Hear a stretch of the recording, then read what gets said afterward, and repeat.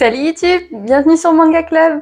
On se retrouve à nouveau avec mes achats du mois, cette fois celui du mois d'août. Et si vous avez vu la vidéo du mois dernier, vous savez peut-être que je m'étais lancé un défi pour ce mois d'août qui était de ne pas trop acheter parce que j'avais vraiment craqué mon slip en juin et en juillet. Et mon défi est validé. Mon copain m'avait mis du coup au défi de n'acheter pas plus de 30 mangas. Alors, je vais vous en présenter 31 dans la vidéo, mais en fait, c'est surtout parce que à la fin, toute fin du mois de juillet, après que j'ai tourné la vidéo, je me suis rajouté un petit tome. Donc techniquement, il est de juillet, mais je vous le présente aujourd'hui quand même. Eh bien, je suis assez contente de mes achats, donc on commence tout de suite. Et on commence avec les classiques, avec 5 tomes de Fairy Tail du 53 au 57. Trouvé chez Easy Cash à 4 €, donc j'en suis extrêmement contente, franchement. En plus, je crois que tous les 5 tomes, il y en avait un qui était offert, donc je les ai vraiment pas payés cher, j'en étais super contente. J'avance vraiment vers la fin de la série et c'est trop cool. C'était le seul manga classique, on va dire, que j'avais à vous présenter, donc on passe dans les suites. Avec les tomes 5 à 7 de Frieren, voilà, je m'étais pris le 8 en occasion le mois dernier et j'avais trop envie de savoir la suite, donc ça y est, je me les suis tous achetés, je les ai lus, c'est extrêmement bien, j'aime beaucoup ce qui s'y passe. Leur aventure est vraiment cool, de base, le côté un peu chill est toujours là, mais on rentre quand même un peu plus dans de l'action, on rentre un peu plus dans des combats, et franchement, c'était un très bon arc, j'ai vachement aimé ce qui s'y passait. J'ai également avancé avec le tome 5 et 6 d'Orimiya, pareil, je me suis mise du coup à jour sur ma lecture. Alors certes, actuellement je crois qu'on est au tome 11, donc il m'en manque encore pas mal, mais tout doucement, voilà, j'arrive à compléter mes tomes. Ça se lit bien, je trouve que le rythme s'est peut-être un peu ralenti, mais ça reste une lecture très agréable. Pareil pour Shadow House, cette fois le tome 9 et le tome 10, je m'étais acheté le mois dernier le tome 11, qui fait que j'avais très envie de me mettre à jour, du coup je les ai achetés en 9, et j'ai tellement bien fait. Mais cette série est incroyable, il se passe des choses de dingue, j'adore un peu ce côté complot, enfin tout le monde a en gros des plans en tête, on en apprend plus sur le passé de Kate et c'est génial. Franchement, j'ai adoré toute cette partie-là. J'ai tellement aimé que je suis carrément allée lire les scans. Du coup, j'ai beaucoup avancé dans l'histoire et c'est une dinguerie. Je ne comprends pas pourquoi les gens n'en parlent pas plus parce que vraiment, cette série est incroyable. On change de registre avec une série toute douce qui est A Sign of Affection, tome 5 et tome 6. Pareil, je m'étais procuré le tome 7 le mois dernier en occasion, donc j'ai voulu me mettre à jour. Et c'est toujours une série toute douce, toute mignonne. Ça a un très bon rythme, je trouve que la relation de nos deux protagonistes avance. Il n'y a pas de temps mort, ça reste calme, une série calme et douce, mais qui avance bien, et donc franchement j'en suis très très contente, et puis franchement là ils sont juste là, et ils sont trop beaux, hein. Franchement les dos pastel comme ça, c'est un univers très réussi. J'ai avancé avec Kowloon Générique Romance, le tome 3 et le tome 4, voilà, que j'ai trouvé à Bazar du Manga.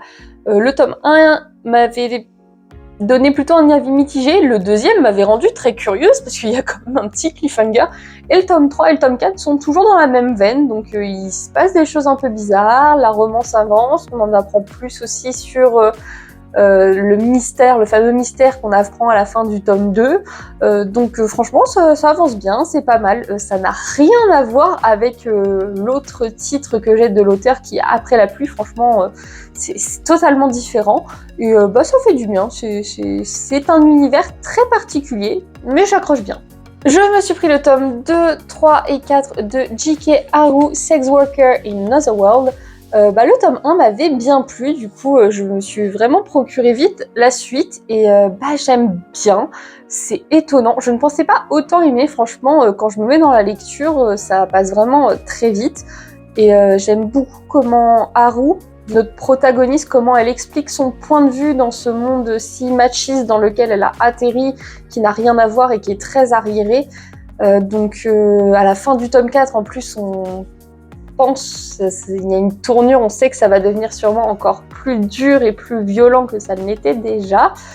J'ai hâte de voir où ce manga va aller, mais en tout cas, il se lit très bien. On passe aux séries que j'ai complétées, mais avec des tomes par-ci par-là. Donc tout d'abord avec le tome 3 de Arbos Anima, j'ai adoré les 2 premiers tomes, le 3e est aussi bon. Je sais qu'il n'y a que 5 tomes et qu'après, alors je ne sais pas s'il y a écrit en cours d'édition, mais que ça a été abandonné, ou est-ce que le 5e tome est vraiment nocturne, même si ce n'était pas forcément prévu, je ne sais pas trop.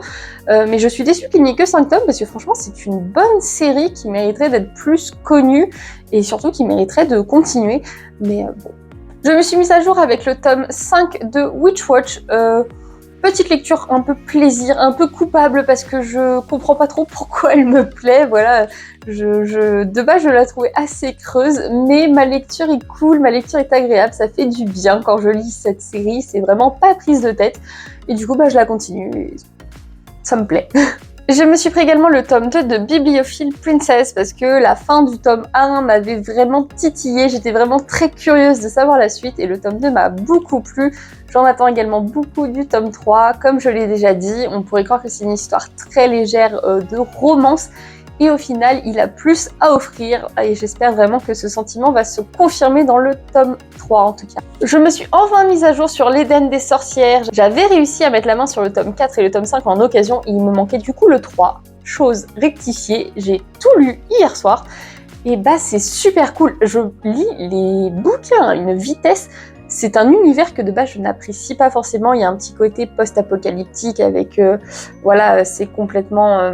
il y a plus de nature, il n'y a plus d'animaux, les seules personnes qui sont encore capables de s'approprier la nature sont considérées comme des sorcières, elles ont des sortes de pouvoirs liés à ça, et du coup les hommes font la chasse aux sorcières. C'est un côté très dur que généralement j'ai du mal, mais je trouve que le dessin et l'histoire est tellement bien écrite que ça donne vraiment envie de continuer à lire. Donc c'est une série qui mériterait d'être plus connue aussi, franchement elle est très très cool. Alors j'avais bien aimé le tome 1 de Toro, du coup je me suis pris le tome 2. Je trouve que déjà l'édition est magnifique, ce grand format, les couleurs, c'est très agréable à lire en termes d'image. Donc c'est un manga que j'apprécie, même s'il y a un truc parfois qui me fait dire ça manque de quelque chose. En fait je pense que ce qui manque c'est qu'il n'y a pas de fil conducteur, voilà, c'est plein de petites histoires et en soi toutes les petites histoires sont très agréables, mais c'est vrai que j'aurais peut-être préféré qu'il y ait un gros fil conducteur. Après ma lecture reste cool, j'aime beaucoup l'univers avec les yokai, avec les humains, un village qui est caché. Il se passe pas mal de choses sur l'ésotérisme, et ce style de thématique, du coup, moi c'est un truc que j'apprécie. On continue avec les nouveautés que j'ai acquises. Alors, le fameux tome acheté fin juillet, c'est celui-là. Il s'agit de Circé par Anaïs Eustache, qui est donc une Française et qui a également écrit Azuré, même si, ou Azur, je ne sais pas comment ça se dit, même si je ne l'ai pas lu. Mais alors Circé, c'est génial. Franchement, je me suis pris une petite claque. Je ne m'attendais pas à autant aimer. Il faut vraiment que je m'achète le tome 2 dès que j'aurai un peu de sous de côté. Parce que c'est génial. Enfin, je trouve l'univers absolument incroyable. Ça se passe à Paris dans une quarantaine d'années, je crois, ou même centaine d'années. Donc c'est très pollué. Et Paris est la ville la moins polluée du monde grâce à des filtres à air vendus par une compagnie française. Et on va suivre Thomas, qui est un étudiant à l'université de la Sorbonne. Et en fait, lui, il a une grand-mère, il est élevé par sa grand-mère qui se considère comme une sorcière et qui, pareil, utilise beaucoup de plantes, etc. Pareil, les plantes sont devenues rares dans ce monde. Et lui, il étudie ça, il étudie la biologie et ce genre de matière. Et il y a une plante géante qui va pousser en plein Paris et du coup, il va s'y intéresser avec ses amis. Et parallèlement à ça, il va rencontrer une fille très mystérieuse qui a l'air... d'avoir des pouvoirs, mais en fait le problème c'est qu'il a des hallucinations, du coup il sait pas si elle a vraiment des pouvoirs ou si c'est lui qui l'imagine quand il a des hallucinations. Bref, il y a un petit truc flou, mais j'ai adoré la vibe de ce manga et j'aime également beaucoup le dessin. Voilà, je trouve que le dessin est également très joli. Donc vraiment très très belle découverte et j'ai hâte de me procurer la suite. Nouvelle série, une petite série courte en 3 tomes, Love Baka. Je sais pas, j'avais envie d'une série pas prise de tête et je l'ai trouvé pour vraiment pas cher à Easy Cash, je crois à 2€ ou un truc comme ça. Du coup, c'est l'histoire d'une mangaka qui est toute jeune, qui a pas encore percé et elle se retrouve à changer d'éditeur. Et en fait, elle va se retrouver avec ce mec-là qui est un peu très imbu de sa personne, qui n'était pas censé faire du manga, je crois, ou en tout cas pas du shoujo. Il se retrouve à gérer ça alors qu'il en a pas envie. Et du coup, on va suivre la relation des deux, ce qui est un synopsis assez classique, mais j'adore le personnage de la fille. Elle est incroyable, elle me fait mourir de rire. En fait, elle est sur une autre planète. Vraiment, elle est sur une autre planète, et ça me fait juste trop rire. Donc franchement, petite série courte qui, je pense, va bien me plaire. Dernière série que je vous présente aujourd'hui, c'est Yakuza Réincarnation. Je me suis pris les 3 premiers tomes à Easy Cash pour vraiment pas cher, et j'ai tellement aimé que je me suis pris les tomes 4 et 5 à Bazar du Manga cette fois. C'est une série que je ne pensais pas trop apprécier parce que le synopsis est quand même très barré. On suit un vieux Yakuza qui se fait trahir dans notre monde et qui meurt du coup.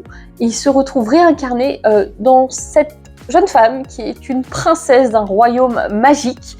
Sauf que lui, il a toujours sa personnalité d'homme de vieux mafieux de 50 ans et dans son corps de princesse, et c'est des barres. Franchement, ce qui se passe, c'est génial. Il y a des combats qui sont magnifiques. Je trouve les scènes de combat très sympas. Forcément, le personnage est quand même très décalé, donc faut pas s'attendre à un manga très sérieux. Mais je trouve que ça marche très très bien, et j'ai vachement accroché à cette série. Vous pouvez être sûr que je vais la continuer. Il y a le tome 10 qui est sorti au mois d'août. Et du coup, je pense que je vais essayer de vite me procurer la suite parce que vraiment j'ai adoré ma lecture. Alors j'ai acheté quasiment que de l'occasion ce mois-ci, à part quelques séries que j'avais vraiment très envie de compléter. Du coup je ne me suis pas du tout mise à jour, donc je suis un poil déçue, mais du coup j'ai réussi mon pari du mois d'août de n'acheter que 30 tomes. Du coup mon chéri a décidé de m'offrir un manga. Alors normalement j'avais le droit à un webtoon, mais au final il y avait pas tant de webtoons qui me faisaient envie. En tout cas, dans mes suites, j'en ai qu'un à compléter, donc et je préfère me le procurer en occasion. Du coup, je lui ai dit laisse tomber, je préfère que tu m'achètes un autre manga. Et du coup, il m'a offert The Ice Guy and the Cool Girl, qui est sorti au mois d'août, parce que je trouve que le format est un poil cher. Voilà, il est à 9,95 €. Généralement, toute cette série, je l'ai achetée en occasion, mais j'avais envie d'avoir la suite et de pas attendre, et du coup, il me l'a acheté. Donc voilà, mon 31e tome de ce mois-ci.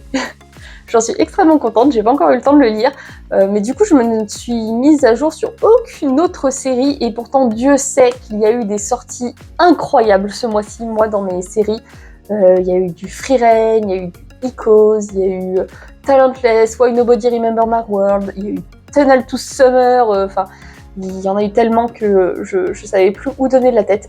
Donc je pense que vous allez voir toutes ces séries débarquer dans ma mangatech le mois prochain. J'attends vivement ma paye. En tout cas, j'espère que la vidéo vous aura plu. Elle est bien sûr beaucoup plus courte vu que j'ai acheté quasiment 3 fois moins que les autres vidéos. On se retrouve vite pour une prochaine.